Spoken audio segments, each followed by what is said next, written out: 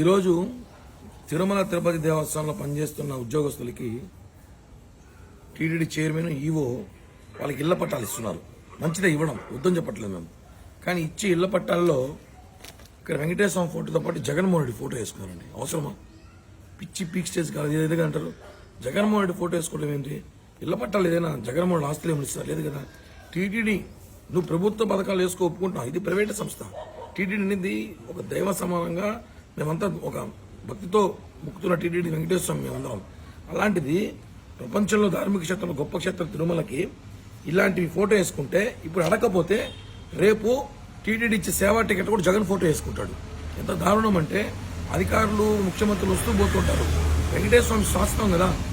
ఈ విషయాన్ని మేము ఖండించడానికి ఈరోజు వేడి బిల్డింగ్ గల నిరసన పిలుపునిస్తే పొద్దున కల్లా పోలీసులు పంపించి అవసరం చేశారు. ఇది ప్రజాస్వామ్యం కాదు. ప్రజాస్వామ్యంలో గొంతుపి మాట్లాడే అవసరం మాకుంది.